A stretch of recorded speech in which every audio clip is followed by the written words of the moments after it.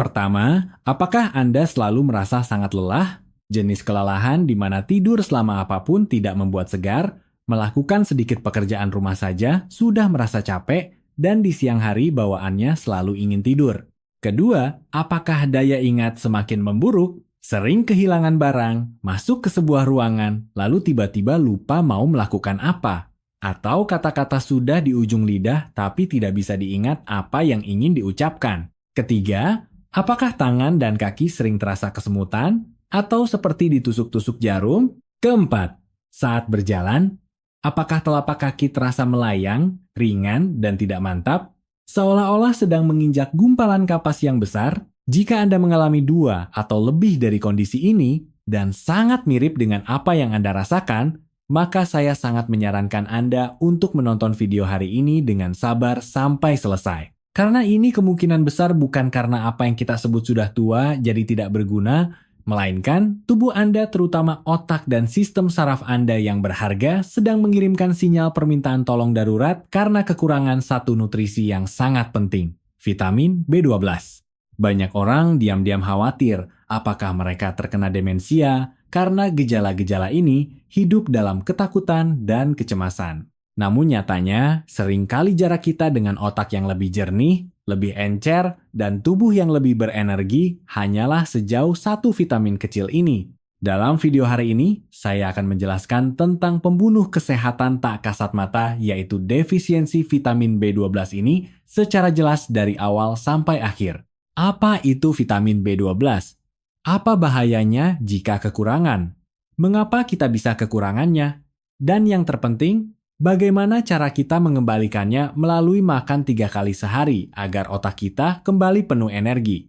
Sebelum masuk ke topik utama, jika Anda benar-benar peduli dengan kesehatan diri sendiri dan keluarga, silakan klik tombol subscribe di bawah dan nyalakan notifikasinya agar tidak ketinggalan informasi kesehatan praktis lainnya di masa depan. Di kanal Sehat di Hari Tua, kami hanya akan mengungkap kebenaran kesehatan yang jarang diberitahukan secara jujur oleh media arus utama. Jika Anda menyukai konten yang kami bagikan, silakan ketik angka 1 di kolom komentar. Ini adalah dukungan terhangat bagi kami untuk terus berkarya. Jika Anda juga mengalami masalah penyakit serupa, silakan tinggalkan pesan di kolom komentar. Saya akan berusaha sebaik mungkin untuk menjawab pertanyaan Anda. Baiklah, mari kita kembali ke topik hari ini. Pertama-tama, kita harus memahami apa itu vitamin B12. Vitamin B12 juga dikenal sebagai kobalamin. Ini adalah satu-satunya vitamin yang dibutuhkan tubuh kita yang mengandung elemen logam, yaitu kobalt. Ini adalah vitamin yang larut dalam air dan memainkan peran yang sangat penting bagi sistem saraf, sistem darah, bahkan sintesis materi genetik DNA kita. Anda bisa membayangkannya sebagai pekerja serabutan di dalam tubuh kita. Ia dibutuhkan di mana-mana. Fungsi vitamin B12. Fungsi pertama, melindungi sistem saraf. Otak kita dan jaringan saraf di seluruh tubuh ibarat jaringan jalan tol informasi yang sangat presisi, terdiri dari miliaran jalur. Dan setiap serat saraf kita dibungkus oleh lapisan pelindung isolator yang disebut selubung mielin. Salah satu fungsi paling inti dan tak tergantikan dari vitamin B12 adalah menjaga kesehatan selubung mielin ini. Apa itu selubung mielin? Anda bisa membayangkannya sebagai kulit karet isolator berwarna-warni yang tebal di luar kabel listrik di rumah kita. Jika lapisan kulit ini utuh, arus listrik yaitu sinyal saraf kita bisa ditransmisikan dengan cepat dan akurat dengan kecepatan ratusan meter per detik. Reaksi kita akan cepat dan perasaan kita akan tajam. Namun begitu lapisan isolator ini rusak, menipis, atau bahkan robek karena kekurangan B12, maka akan terjadi kebocoran listrik dan korsleting sinyal. Konsekuensinya sangat serius dan akan muncul beberapa kondisi berikut. Tangan dan kaki kesemutan, reaksi lambat. Perasaan yang paling langsung adalah ujung anggota tubuh, terutama ujung jari tangan dan kaki, terasa seperti ada banyak semut kecil yang merayap. Ada rasa tertusuk jarum yang tidak kunjung hilang, dan rasa baal atau mati rasa. Saat parah, ketika berjalan, kaki akan terasa melayang. Seperti menginjak gumpalan kapas besar, langkah menjadi tidak stabil, tinggi sebelah. Ini karena perintah dari otak tidak dapat disampaikan dengan lancar ke anggota tubuh. Daya ingat menurun, otak terasa lag. Otak adalah pusat komando dari seluruh jaringan jalan tol informasi ini. Jika neuron rusak, efisiensi operasional pusat komando tentu akan menurun. Sulit berkonsentrasi, daya ingat semakin buruk, sering lupa saat mau bicara, atau melihat wajah yang dikenal tapi tidak bisa mengingat namanya. Sebuah penelitian dari Harvard Medical School menemukan bahwa orang yang kekurangan B12, kecepatan penyusutan volume otaknya 2 kali lebih cepat daripada orang normal. Kekurangan jangka panjang akan sangat meningkatkan risiko terkena penyakit Alzheimer, emosi labil, mudah marah, depresi. B12 juga sangat memengaruhi sintesis zat kimia di otak kita yang membuat kita merasa bahagia, tenang, dan sejahtera, seperti dopamin dan serotonin. Begitu kekurangan, emosi bisa menjadi seperti roller coaster. Tiba-tiba merasa sedih, cemas, gelisah tanpa alasan, bahkan mudah marah pada orang terdekat. Fungsi kedua, insinyur utama pencegah anemia dan pembuat darah. Selain menjaga saraf, vitamin B12 juga merupakan insinyur utama di pabrik pembuat darah tubuh kita, yaitu sumsum tulang. Ia bertanggung jawab untuk mengarahkan dan mempromosikan pematangan akhir dan pembelahan sel darah merah. Jika kekurangan insinyur B12 ini, sel darah merah yang diproduksi oleh sumsum tulang kita akan menjadi produk cacat yang besar, lamban, dan tidak beraturan. Penyakit ini dalam istilah medis disebut anemia megaloblastik. Gejala khas dari anemia ini adalah wajah pucat, bibir memutih, pusing, dan seluruh tubuh lemas. Karena sel darah merah cacat yang tidak sehat ini ibarat truk-truk tua yang kapasitas muatannya sangat kecil, kemampuan mengangkut oksigennya menurun drastis, menyebabkan seluruh jaringan dan organ tubuh kita berada dalam kondisi kekurangan oksigen hipoksia. Jantung, demi memompa lebih banyak darah untuk menutupi kekurangan ini, bebannya akan meningkat tajam. Jadi, begitu kita beraktivitas sedikit, misalnya jalan beberapa langkah, atau naik tangga, kita mudah merasa jantung berdebar, terengah-engah, dan sesak napas. Risiko kesehatan akibat kekurangan vitamin B12. Pada tahap awal kekurangan B12, gejala tubuh seringkali kabur dan tidak jelas, sangat mudah kita anggap sebagai kondisi kurang fit biasa. Anda bisa mencocokkan apakah Anda sudah menerima peringatan lembut ini, kelelahan terus-menerus yang tak terjelaskan. Sinyal pertama dan paling umum ini adalah rasa capek, bukan rasa lelah normal setelah seharian sibuk. Tapi, kelelahan mendalam di mana meskipun Anda sudah tidur cukup 8 jam, saat bangun besoknya tetap merasa seperti tidak tidur, badan lemas, dan tidak bersemangat melakukan apapun. Kelelahan ini seringkali merupakan manifestasi awal dari penurunan fungsi sel darah merah dan kurangnya pasokan oksigen ke jaringan tubuh akibat kurangnya B12. Daya ingat sedikit menurun dan reaksi lambat. Anda akan menyadari otak Anda sepertinya menjadi tidak encer lagi. Misalnya, Anda menaruh kacamata baca di meja, begitu menoleh sudah lupa menaruhnya di mana. Atau saat mengobrol dengan keluarga, kalimat baru setengah jalan tiba-tiba lupa mau bilang apa, otak jadi kosong. Kondisi korsleting otak yang tiba-tiba ini mungkin merupakan manifestasi awal dari kurangnya B12 yang memengaruhi fungsi neuron. Perubahan pada mulut dan bibir. B12 sangat penting bagi kemampuan perbaikan selaput lendir mukosa seluruh tubuh kita. Saat kurang, mulut kita akan protes lebih dulu. Misalnya, Anda mungkin menemukan warna bibir tidak lagi merah merona, melainkan agak pucat, atau mulut sangat mudah pecah-pecah, sariawan yang kambuh terus-menerus dan susah sembuh.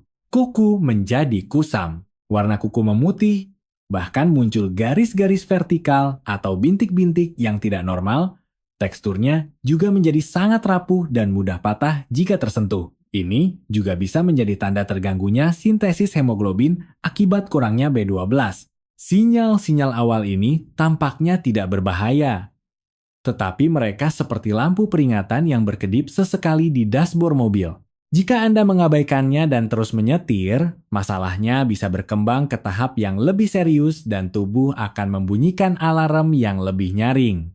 Jika sinyal awal tidak dipedulikan, kekurangan B12 akan terus memburuk dan akhirnya menyebabkan kerusakan yang lebih dalam, bahkan permanen pada tubuh kita. Di sini, saya rangkum 4 bahaya utama. Bahaya utama 1.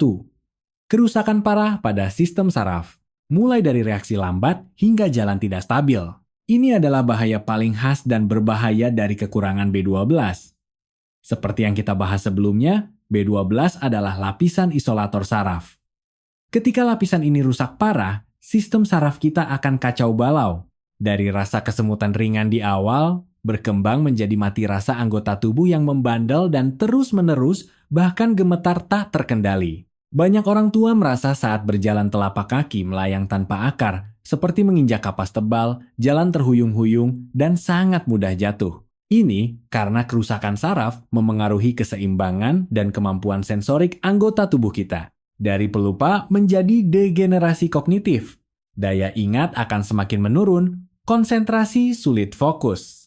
Jika kondisi ini berlanjut, akan mempercepat degenerasi fungsi kognitif otak, bahkan sangat meningkatkan risiko terkena demensia senilis pikun. Sebuah studi tahun 2021 di jurnal Alzheimer's Dementia menemukan bahwa lansia dengan kadar B12 rendah memiliki risiko penurunan kognitif 4 kali lipat lebih tinggi dibanding orang normal. Dari suasana hati buruk menjadi depresi dan kecemasan.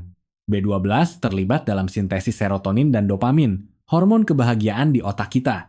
Saat kekurangan B12 parah, orang mudah jatuh dalam kecemasan dan depresi yang tak bisa dijelaskan, emosi sangat fluktuatif, bahkan menjadi pemarah dan mudah tersinggung. Bahaya utama 2, memicu anemia khusus. Mulai dari lelah hingga jantung berdebar dan sesak napas. Kita sebutkan sebelumnya bahwa B12 adalah insinyur pembuat darah. Saat kekurangan parah akan menyebabkan anemia megaloblastik. Anemia jenis ini membuat tubuh kita mengalami krisis energi total. Wajah pucat dan lelah karena kemampuan darah mengangkut oksigen turun drastis, membuat kita lesu sepanjang hari dan lelah meski hanya kerja sedikit. Pusing dan sesak napas karena jaringan tubuh kekurangan oksigen, jantung harus bekerja lebih keras memompa darah, menambah beban jantung secara signifikan, jadi jalan sedikit atau naik tangga saja, sudah jantung berdebar, panik, dan napas tersengal. Bahaya utama 3, risiko penyakit kardiovaskular meningkat tajam. B12 juga memiliki fungsi sangat penting, yaitu membantu tubuh memetabolisme zat bernama homocysteine. Anda bisa membayangkan homocysteine ini sebagai karat atau sampah di pembuluh darah. Saat B12 cukup, ia bisa membersihkan sampah ini tepat waktu. Tapi jika B12 kurang, sampah ini akan menumpuk banyak di darah, terus-menerus merusak dinding dalam pembuluh darah kita, menyebabkan pengerasan pembuluh darah, hilang elastisitas, sehingga meningkatkan risiko penyakit jantung dan stroke secara drastis. Penelitian bahkan menunjukkan orang dengan kadar homocysteine terlalu tinggi memiliki risiko penyakit kardiovaskular 70% lebih tinggi dari orang normal. Bahaya utama 4, masalah pada sistem pencernaan. Kekurangan B12 juga akan berbalik memengaruhi fungsi pencernaan kita, membentuk lingkaran setan, hilang nafsu makan, gangguan pencernaan, fungsi saluran cerna terganggu, pencernaan makanan melambat menyebabkan perut kembung, tidak selera makan, makan apapun terasa hambar. Sariawan dan radang lidah juga terjadi karena B12 membantu perbaikan mukosa mulut. Saat kurang, mudah muncul sariawan berulang, lidah merah bengkak dan sakit, bahkan memengaruhi indera perasa kita. Mengapa semakin tua, semakin muda, kekurangan B12? Banyak orang memiliki pertanyaan seperti ini. Saya jelas-jelas makan normal setiap hari, ayam, bebek, ikan, daging tidak kurang. Kenapa masih bisa kekurangan B12? Kunci dari masalah ini, seperti yang saya sebutkan sebelumnya, masalah yang dihadapi kita para lansia seringkali bukan masalah kurang makan, melainkan masalah abad ini yaitu tidak bisa menyerap. Proses penyerapan vitamin B12 adalah yang paling unik dan rumit di antara semua vitamin. Anda bisa membayangkannya secara jelas seperti ini. B12 dalam daging, telur, dan ikan yang kita makan ibarat terkunci di dalam peti harta karun protein yang sangat kokoh. Untuk mengambil harta di dalamnya, kita butuh 2 kunci yang sangat pas. Kunci pertama adalah asam lambung. Ia bertugas seperti palu untuk mengikis dan melarutkan peti kokoh ini, membuka dan melepaskan harta karun B12. Kunci kedua adalah protein khusus bernama faktor intrinsik yang disekresikan oleh sel dinding lambung kita. Ia seperti kurir khusus yang punya mata. Di antara ribuan zat di lambung, ia hanya mengenali B12. Tugasnya adalah menangkap B12 yang sudah dilepaskan secara presisi, mengikatnya erat-erat, lalu seperti pengawal, mengantarkan B12 dengan aman sampai ke ujung usus halus kita, di mana ia diserap oleh tubuh. Namun, seiring bertambahnya usia, kedua kunci ini sangat mudah bermasalah. Kunci pertama, asam lambung sudah berkarat. Ini alasan utamanya. Saat orang menua, fungsi seluruh sistem pencernaan menurun secara alami. Sekresi asam lambung tak terelakkan akan berkurang. Tanpa kunci pembuka peti yang kuat ini, sejumlah besar B12 tetap terkunci utuh di dalam peti harta karun, melewati usus begitu saja, dan akhirnya dikeluarkan dari tubuh. Kita sama sekali tidak punya kesempatan memanfaatkannya. Penelitian menunjukkan hanya karena asam lambung berkurang, efisiensi penyerapan B12 bisa turun lebih dari 50%. Kunci kedua, kurir, faktor intrinsik, kekurangan tenaga. Beberapa teman lansia, terutama yang menderita gastritis atrofi penipisan dinding lambung, kemampuan dinding lambung mereka mensekresikan protein, faktor intrinsik ini akan menurun drastis. Ini ibarat peti sudah susah payah dibuka, tapi tidak ada cukup kurir untuk mengambil barangnya. B12 tetap saja terlihat tapi tak bisa diambil. Akhirnya terbuang sia-sia. Menurut statistik penelitian Organisasi Kesehatan Dunia, WHO, dan American Journal of Clinical Nutrition, pada lansia di atas 60 tahun, sekitar 20% hingga 30% mengalami masalah kekurangan atau malabsorpsi gangguan penyerapan B12. Angka ini cukup mengejutkan. Selain faktor usia, teman-teman yang vegetarian jangka panjang, tidak makan daging, yang pernah melakukan operasi pemotongan lambung, serta teman-teman diabetes yang jangka panjang mengonsumsi obat metformin, semuanya termasuk dalam kelompok risiko tinggi kekurangan B12 dan perlu kewaspadaan khusus. Baiklah, setelah bicara begitu banyak tentang bahaya dan penyebab kekurangan B12, bagian terpenting datang. Bagaimana kita harus makan agar bisa melindungi otak kita, mencegah berbagai masalah akibat kurang B12, dan membuat otak kita tetap encer hingga usia 80,90 tahun. Jangan khawatir, caranya lebih sederhana dari yang Anda bayangkan. Saya telah merangkum 3 strategi diet besar untuk Anda. Cukup ingat 3 poin ini saja. Strategi 1, makan makanan yang tepat. Suplemen langsung B12. Strategi pertama dan paling mendasar adalah memakan makanan yang secara alami mengandung banyak vitamin B12. Di sini Anda harus mengingat satu prinsip terpenting. Vitamin B12 pada dasarnya hanya ada dalam makanan hewani seperti daging, telur, dan susu. Sayur dan buah yang biasa kita makan hampir tidak memilikinya. Jadi teman-teman, jangan sampai karena takut kolesterol tinggi, lemak tinggi, lantas tidak menyentuh makanan hewani sama sekali. Kuncinya adalah makan dengan benar dan cerdas. Lalu, makanan apa yang jagoan B12? Juara 1 paling efisien. Hati hewan.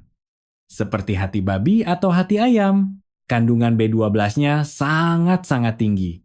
Seperti nutrisi yang terkonsentrasi, kita tidak perlu makan setiap hari. Disarankan makan seminggu sekali saja.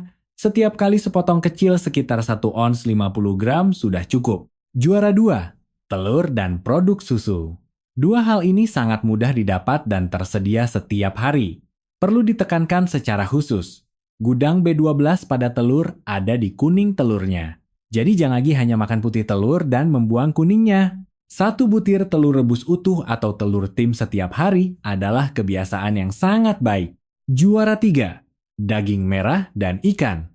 Seperti daging sapi tanpa lemak, daging kambing, atau ikan laut dalam seperti salmon dan tuna. Tidak hanya kaya B12, tapi juga mengandung zat besi, seng, dan omega 3 yang sangat penting bagi tubuh. Strategi 2, kombinasi cerdas membuat B12 bekerja lebih efisien.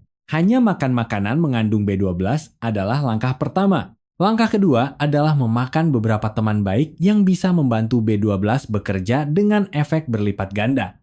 Teman-teman baik ini meskipun tidak mengandung B12, mereka bisa membantu B12. Ada 3 anggota penting dalam tim teman baik ini. Teman baik 1, sayuran hijau tua seperti bayam, kailan, brokoli. Tugas mereka adalah membantu B12 bersama-sama membersihkan barang jahat di pembuluh darah kita yang bernama homocysteine. Jika barang jahat ini berkurang, pembuluh darah otak kita akan lebih lancar. Risiko stroke dan demensia pun lebih rendah. Teman baik 2, produk kedelai. Seperti tahu, susu kedelai, dan tempe.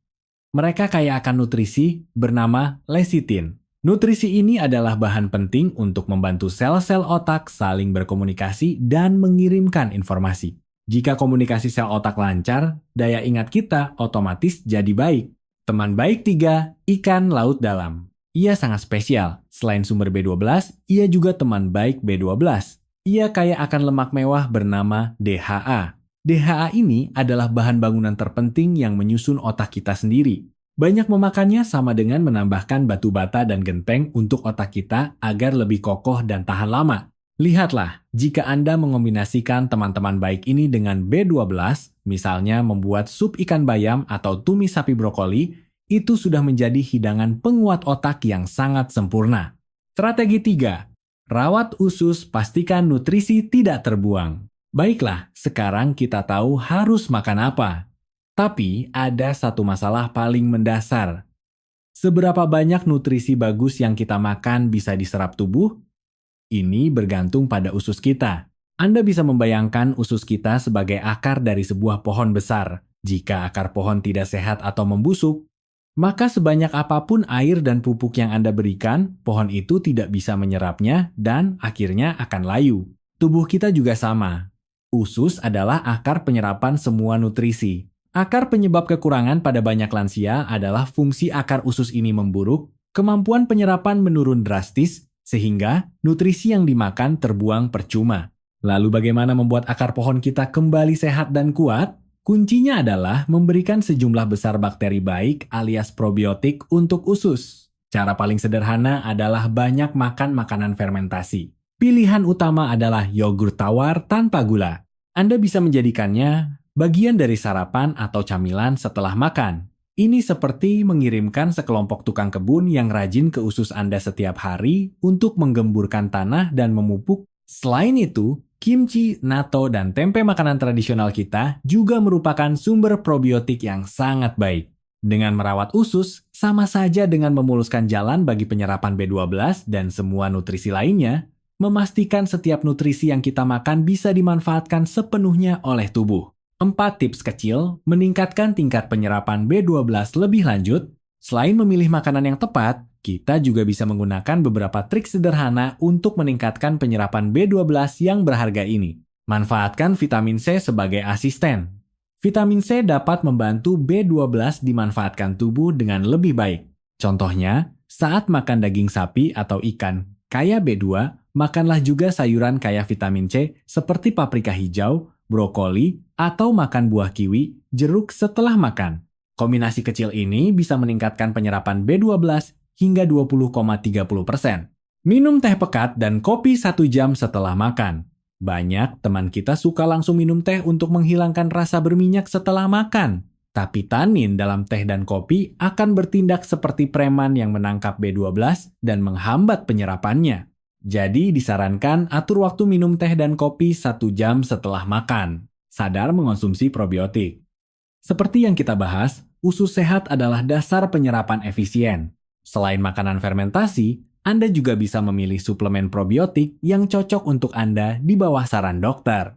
Bagaimana jika asam lambung kurang? Bagi teman-teman lansia yang merasa kemampuan pencernaannya lemah atau lambung kurang bertenaga, bisa minum secangkir kecil air hangat yang diperas beberapa tetes jeruk lemon segar sekitar setengah jam sebelum makan. Ini bisa merangsang sekresi asam lambung secara lembut dan membantu pencernaan. Sama saja dengan membuka pintu dan bersiap menyambut kedatangan tamu agung B12. Sampai di sini, semua konten tentang vitamin B12 sudah selesai kita bagikan. Mari kita ulas dan rangkum konten hari ini bersama-sama. Kita sudah memahami apa itu B12, fungsi B12 bagi kesehatan manusia, bahaya kekurangan B12, dan mengapa lansia lebih mudah kekurangan B12. Yang terpenting, kita juga telah membagikan 3 strategi diet besar untuk melindungi otak dan mencukupi B12. Saya harap Anda bisa mengingat bahwa apa yang kita bagikan hari ini bukan hanya tentang cara makan, tetapi lebih tentang bagaimana memegang kendali atas kualitas hidup masa tua Anda sendiri. Otak yang jernih dan tubuh yang berenergi adalah modal terbesar kita untuk bisa menikmati hidup dengan bebas, menemani keluarga, dan menjelajahi dunia. Tentu saja, mengubah kebiasaan makan butuh kesabaran. Anda tidak perlu melakukan perubahan drastis mulai besok. Mulailah dari satu tindakan terkecil. Mungkin besok sarapan menambahkan 1 telur rebus utuh. Atau akhir pekan ini memasak ikan tim yang lezat untuk keluarga. Setiap tindakan kecil menyayangi diri sendiri adalah tabungan kekayaan paling berharga untuk kesehatan masa depan. Percayalah, bagaimana Anda memperlakukan tubuh Anda, tubuh pasti akan membalas Anda dengan kondisi terbaiknya. Jika Anda merasa video ini bermanfaat bagi Anda, silakan tekan tombol like sebagai dukungan dan bagikan juga kepada para orang tua atau kerabat yang membutuhkannya.